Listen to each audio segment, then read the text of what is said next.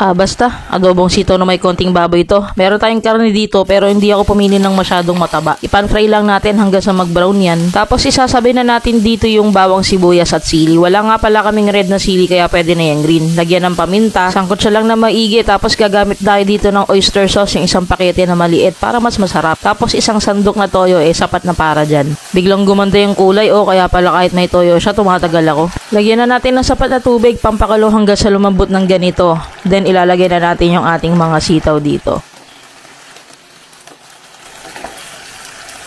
Timplahan na natin ng 1 kalahating sandok na suka. Hindi nga ako pala gamit ng betchin pero sige, maglagay tayo dito. Takpan at huwag hahaluin para hindi mahilo yung suka, and then after 3 minutes, ayan na yung ating adobong sitaw.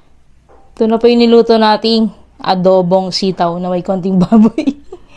Konti lang naman yung baboy niyan. Tapos mayroon tayong itlog dyan. Tara, kain po tayo. Hindi ko alam kung magkakamay ako pero kutsara muna tayo. Yun. Kain po.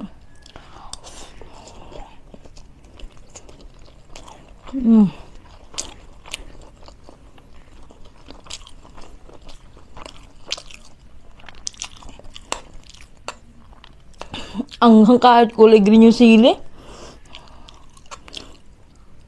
Sa bagay na isama kasi sa paggisa.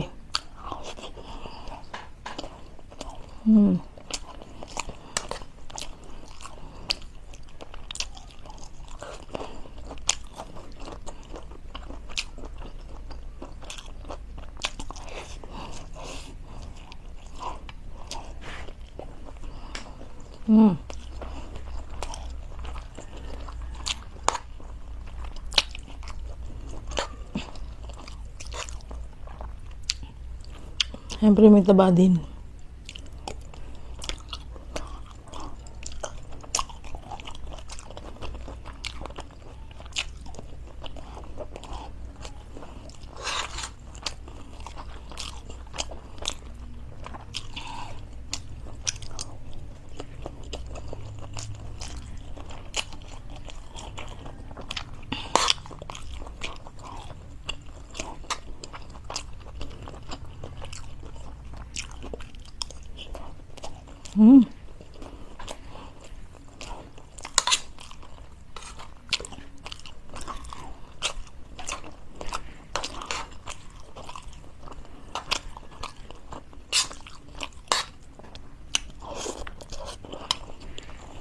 Sarap, medyo maanghang.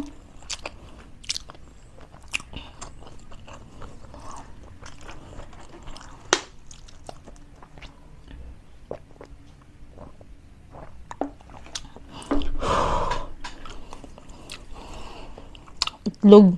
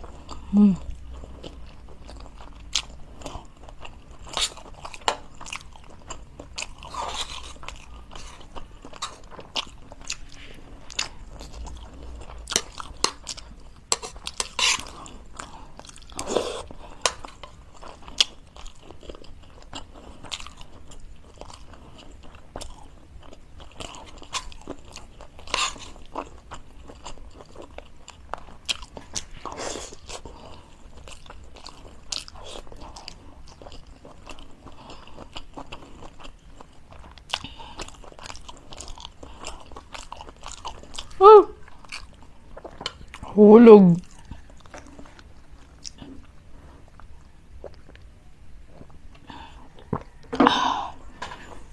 Paanghang ng paanghang sa bibig ah.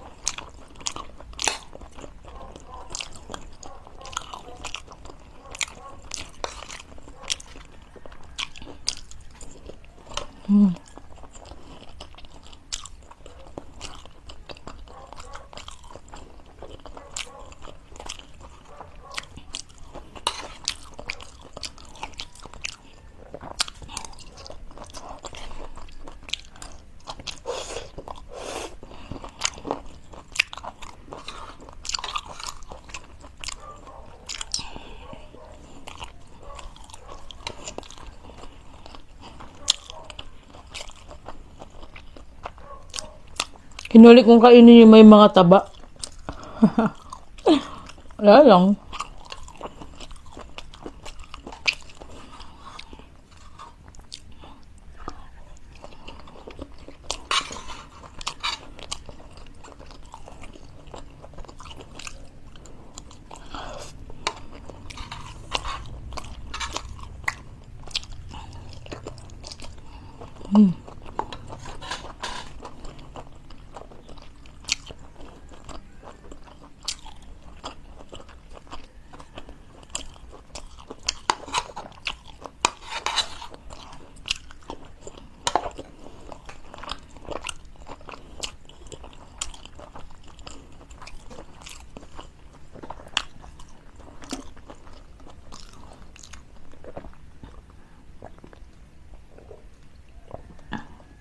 Yung tubig.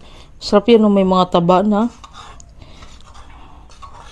Iwas kasi tayo sa maraming taba ngayon. Ngayon lang naman.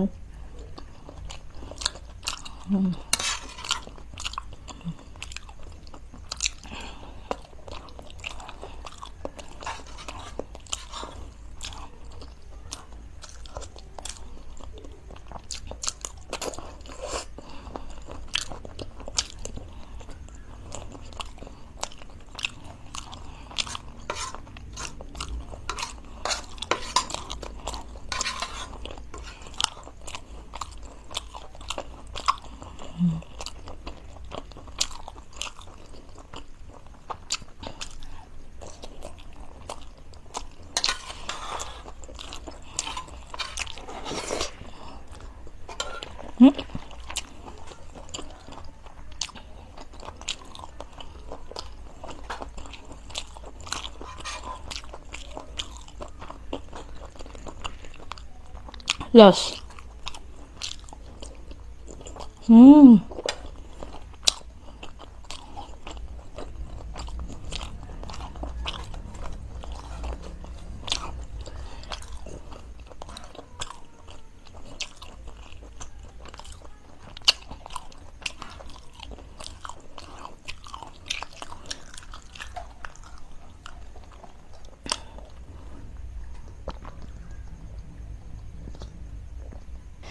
Grabe.